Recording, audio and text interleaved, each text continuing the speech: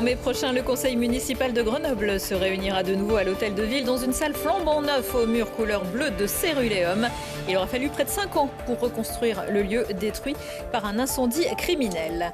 Observer des organes, mais aussi d'autres parties du corps sur des images en 3D, c'est désormais possible grâce au logiciel Dive développé par des chercheurs grenoblois. Des hologrammes visibles grâce à un casque visière pour des applications dans le domaine de la santé et pourquoi pas de l'industrie. Et puis l'innovation sera au cœur de Tech and Fest, un premier rendez-vous qui aura lieu les 1er et 2 février à Alpexpo Grenoble pour faire rayonner la technologie du territoire. Christophe Victor, directeur général du Dauphiné Libéré, à l'origine de cet événement et l'invité du JT. Bonsoir à tous, ravi de vous retrouver dans ce JT du mardi 30 janvier 2024.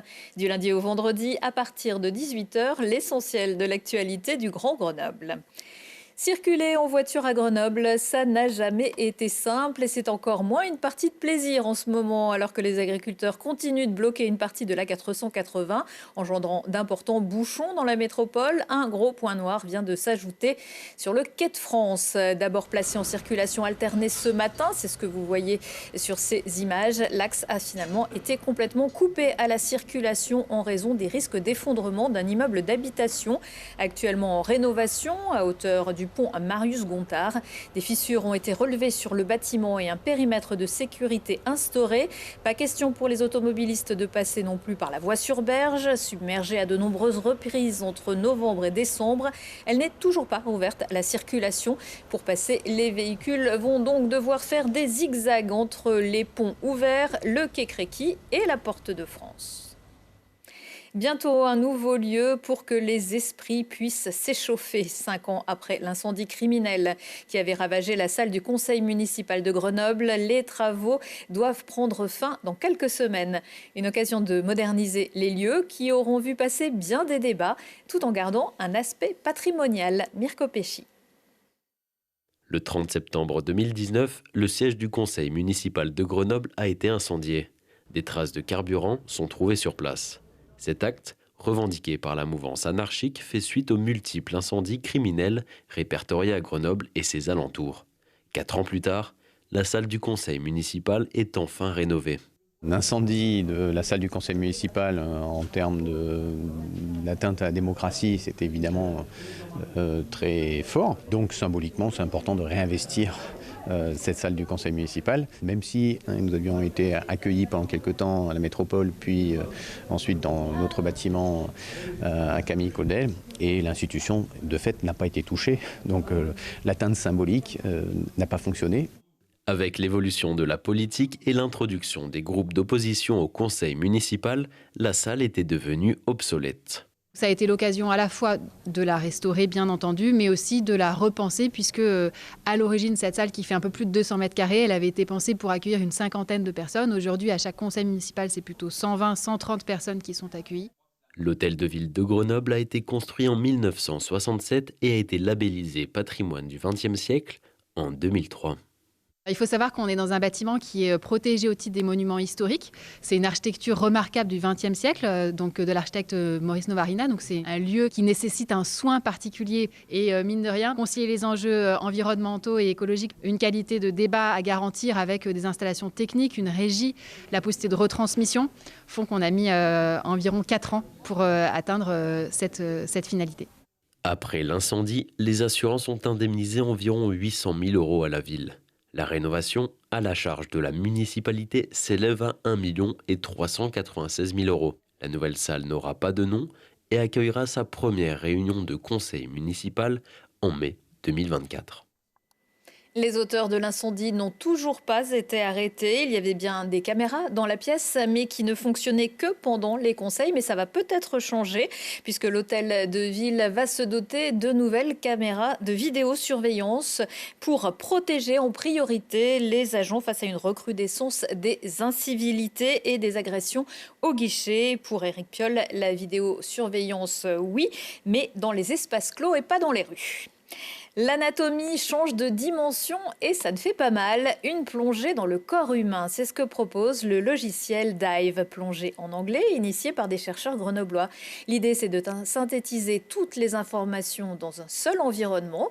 On peut alors changer les couleurs, zoomer ou manipuler même en pleine opération. Une innovation qui devrait grandement faciliter la vie des médecins et aussi les diagnostics. Elisa, Profissé. On pourrait se croire dans un film de science-fiction. Avec ses lunettes connectées au logiciel Dive, il est maintenant possible d'analyser un scanner en 3 dimensions et d'interagir avec les différentes parties du corps. Là, on a la reconstruction volumétrique du corps d'un patient, donc c'est un scanner d'un patient. Après, on va pouvoir aller explorer le corps du patient directement avec la main en allant faire des coupes vraiment de manière totalement naturelle pour aller explorer les différents organes. Et donc ma main devient en fait un outil pour faire cette exploration-là. C'est pendant sa thèse que le chercheur a eu l'idée de créer ce logiciel. Aujourd'hui, l'objectif est d'assister les médecins dans l'analyse des images d'examen. En fait, ce qu'il y a pour les médecins, c'est qu'ils ont du mal à visualiser en 3D le corps de leurs patients. En fait, ils sont obligés de parcourir plusieurs séries d'images quand c'est des IRM ou des scanners. Et donc par ce processus d'aller et retour entre les images, ils vont essayer de reconstituer mentalement un peu l'anatomie de leur patient. Et donc nous, on va permettre au lieu d'avoir besoin de faire cet exercice mental de reconstruction, on va l'exposer aux yeux directement des praticiens. Ils vont pouvoir aller explorer le corps de leur patient avec leurs mains, faire des coupes dans n'importe quelle direction. Mesurer la taille d'un os, analyser de manière précise un organe, Dive permet aussi à plusieurs médecins de pouvoir analyser et interagir avec la même image en même temps. Le logiciel a déjà été testé auprès du corps médical, un véritable succès. À l'heure actuelle, on a eu quelques essais déjà avec des cardiologues notamment qui se servent de notre logiciel et qui ont pu déjà commencer à explorer avec leurs patients et repenser en fait l'opération chirurgicale qu'ils allaient faire justement sur la base des observations qu'ils ont fait dans notre logiciel. Au long terme, l'équipe de Dive espère atteindre tous les secteurs liés au domaine scientifique et il ne compte pas s'arrêter là. Notre objectif, c'est de devenir la plateforme de référence de logiciels pour la visualisation de santé, de données de santé et de données médicales en France et par la suite à l'international. Le programme Dive devrait être commercialisé vers la fin 2024. Dive qui sera présent au Tech Fest jeudi et vendredi à Alpexpo. On en parle tout de suite avec mon invité. Le futur se construit à Grenoble. Très souvent dans ce JT, et pas plus tard qu'il y a quelques secondes, on vous parle de l'écosystème grenoblois, d'inventions qui pourraient changer le monde. Eh bien, vous pourrez toutes, en tout cas beaucoup, les découvrir cette semaine sur un même lieu, grâce beaucoup à vous, Christophe Victor, bonsoir. Bonsoir. Vous êtes le directeur général du Dauphiné Libéré. C'est vous qui avez eu l'idée de cet événement. Comment ça vous est venu ? Écoutez, mon passé était directeur général des Échos et cofondateur de Viva Technologies à Paris. Donc évidemment, ça donne quelques prédispositions. C'est devenu le premier salon de la technologie mondiale, même devant le CES maintenant, avec 145 000 visiteurs. Et quand je suis arrivé il y a 2 ans dans la région et que j'ai vu cette formidable innovation qui était à nos portes et cette volonté de tous les acteurs d'avoir un événement qui leur ressemblait, eh bien, écoutez, j'ai replongé et je me suis dit que la région Auvergne-Rhône-Alpes et plus particulièrement la métropole de Grenoble méritait son salon, enfin plus exactement un événement sur l'innovation et la technologie. Oui, on va le voir parce que cet événement, c'est un festival peut-être un peu plus sexy que ce qu'on a l'habitude de voir quand on parle de technologie. On le voit avec le teaser, mais il ne faudrait pas laisser penser que tout ça, c'est pas du boulot. C'est quand même plusieurs années de recherche qui vont être présentées ici. Absolument. En fait, notre slogan, c'est aussi sérieux que la tech, aussi fun qu'un festival. Donc, notre objectif, c'est d'être à la fois extrêmement sérieux avec des conférences, plus de 150 speakers. Tous les grands centres de recherche français et même européens seront là, avec le CEA, le CNRS, l'INRIA, le CERN, l'INP, l'UGA. Donc, vous voyez qu'on a une concentration de chercheurs peut-être la plus importante de tous les événements français, c'est à peu près sûr, européen sans doute. En tout cas sur un événement ouvert tel qu'il est là. Beaucoup de démonstrations aussi, c'est-à-dire qu'on va pouvoir toucher l'innovation. On a vraiment un habitat lunaire, par exemple, avec le CEA et Air Liquide. On a un mini-satellite. On a un avion électrique volant. Donc, tous les gens qui viendront à Tech and Fest pourront voir tout ça. Et puis, ça, c'est pour le sérieux. Et pour Alors, on va y revenir. Attendez, ne dévoilez pas tout. Alors, il faut beaucoup travailler pour développer ce genre d'innovation. Il faut aussi un petit peu apprendre l'anglais parce que quand on va voir dans le programme, je dois dire que j'ai presque dû... Je suis pas allée dans le dictionnaire, mais presque, ça va avec le B2B, le one-to-one, le meet and greet, have fun and network, learning expeditions, bien d'autres. Finalement, c'est aussi pour pousser tout ça vers l'international. Bien sûr. Nous avons et nous aurons des visiteurs de l'international. Alors, néanmoins, les choses sont organisées en français. Il y aura des traductions pour les intervenants internationaux. On aura notamment Charles Schumann, qui est le numéro 2 de SpaceX pour la première fois en Europe. Et effectivement, la technologie, elle est mondiale. Et donc, un certain la langue nombre, des sciences. Voilà, exactement. Il y aura un certain nombre de vocables, effectivement, anglais. Mais rassurez-vous, la vocation avant tout Tech and Fest, c'est d'être abordable pour tout le monde et d'être absolument pédagogique. C'est notre premier objectif et notre premier enjeu. Ouais, il y a des dizaines d'intervenants qui viennent 150. d'horizons divers. On les voit actuellement. Voilà, quand on fait défiler, ça prend un petit peu de temps quand même. Alors, on peut citer, vous en avez cité quelques-uns. Il y aura aussi Bruno Bonnel, qui est secrétaire général pour France 2030, Nicolas Dufour, qui est directeur général de BPI France, le plus gros investisseur français, Julie Galland, la directrice de recherche technologique du CEA. Et j'ai même vu, mais ça c'est parce que je m'y intéresse un peu, un responsable de Vinted. Absolument. Dans votre liste. Et puis, il y aura aussi Hugo Travers, le YouTuber qui décrypte l'actu pour les ados. Alors, plus connu sous le nom de Hugo Décrypte. Voilà. Effectivement, il sera là avec nous vendredi en fin d'après-midi pour décrypter le phénomène Hugo Décrypte, justement. Et puis, également, le visitorat, les visiteurs pourront s'adresser à lui. Et je pense que là aussi, en matière d'innovation, dans les médias, c'est probablement l'une des innovations majeures des dernières années. Donc c'était normal qu'il soit là. Et il a tout de suite accepté parce que ce sujet de la technologie et de l'élargissement de la technologie compréhensible par tous et pour un bien commun était un sujet qui lui tenait à cœur aussi.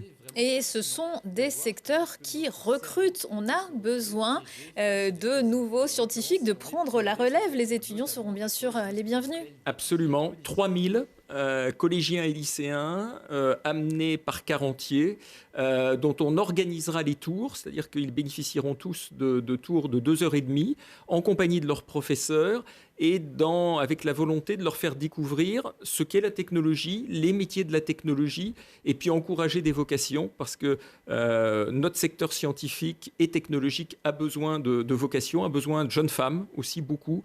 Donc on aura une part du programme qui sera aussi destinée aux jeunes, aux étudiants et aux femmes. Et puis leur montrer que ces entreprises peuvent récolter beaucoup d'argent, en tout cas dans l'Y grenoblois. Les investisseurs y croient. On voit sur ces petites animations qu'il y a de nombreuses grandes entreprises et même des pépites, des McPhee, des Vercors qui sont implantés chez nous. 3,2 milliards levés depuis 2020 sur les entreprises de la région. C'est devenu la deuxième région en matière de levée de fonds. Et les investisseurs seront là également avec la métropole de Grenoble et leur iForum, effectivement, où ils convient des startups et des investisseurs. Est-ce qu'il sera question aussi de ces pratiques dans un sens moral? On parle beaucoup des dérives de l'intelligence artificielle. L'intelligence artificielle, vous allez en parler sur ce Tech and Fest. Et comme disait Rabelais, science sans conscience n'est que ruine de l'âme. Absolument. Donc, il est clair que Je dirais que la France et l'Europe ont probablement perdu la bataille de l'innovation sur le secteur du B2C face aux GAFAM. B2C, pardon, alors du grand public, on va dire, merci. Du commun des mortels, face aux grands Américains et aux grands Chinois. Il est encore possible de gagner la bataille, justement, de l'innovation pour un monde plus durable. Et ces sujets seront abordés sur Tech Fest, sur l'intelligence artificielle également, avec 3 ou 4 conférences, des grands intervenants sur l'intelligence artificielle qui nous diront comment contrôler un peu cette technologie et faire en sorte qu'on puisse la maîtriser pour le bien commun. Attention, séquence blind test. Est-ce que cette musique vous dit quelque chose? Écoutez bien. C'est Feder? Ah, alors, vous me dites, Christophe Victor. C'est Feder? Et c'est qui, Feder? Ah écoutez, Feder, c'est un grand DJ international qui sera là le vendredi soir pour clôturer Tech Fest. Donc, on vous l'a dit, c'est une programmation très sur la technologie avec inspirante, mais c'est aussi une programmation festive, donc avec, vous le voyez à l'image en ce moment, un grand DJ avec de la musique électronique. Les jeunes sont invités. Mais est-ce que toutes les transactions importantes ne se font pas finalement à ce moment-là? Peut-être. Allez donc savoir. Alors, mais j'ai quand même à la fois une nouvelle à vous annoncer et c'est que c'est sold out. Alors pardon, je vais le dire encore en anglais. Mais oui. Il faut agrandir les murs, il faut pousser les murs, il faut demander à l'Alpexpo d'agrandir un peu. Obligé de pousser les murs, mais non, l'événement connaît un énorme succès. On est à plus de 13 000 inscrits. Et sur la partie effectivement réservée au grand public à partir de 16h30, eh bien, voilà, on a fait le plein pour des raisons de sécurité. On ne peut pas aller au-delà, mais on peut encore s'inscrire en tant qu'étudiant et en tant que professionnel. Donc c'est encore possible pour quelques places restantes. Pour trouver ce qu'on va faire dans les prochaines années. Et absolument. Participer à... Et faire la fête avec Feder le vendredi à 16h, à 18h30. Merci beaucoup Christophe Victor. Avec plaisir. Et quelques idées de sortie avec un spectacle qui pourrait peut-être vous intéresser. C'est à l'Hexagone de Mélan ce mardi et mercredi. Et il y est question d'intelligence artificielle. C'est d'après une nouvelle de l'auteur de science-fiction Alain Damasio. Un ado, Novak, se fait voler son téléphone qui contient Scarlett, une intelligence artificielle, sa confidente, qui sait tout de lui et répond à ses moindres désirs. Réussira-t-il à se défaire de sa dépendance? C'est à voir à partir de 12 ans à l'Hexagone donc. C'est l'un des événements de la saison culturelle. La comédienne Adèle Haenel, qui a acté sa rupture avec le cinéma l'an dernier, sera sur la scène de la MC de Grenoble mercredi et jeudi soir dans Extra Life sur une chorégraphie et une mise en scène de Gisèle Vienne. À la fin de la nuit, après une fête, une sœur et son frère adulte se retrouvent 20 ans avant leur fusion. Leur lien fusionnel s'était retrouvé déchiré par un drame passé, présent, futur anticipé, souvenir, imagination. Autant d'éléments qui vont former l'intensité du moment présent. Voilà, c'est la fin de ce JT. Retour de l'actu dans 1 heure et en replay sur telegrenoble.net. Excellente soirée à tous.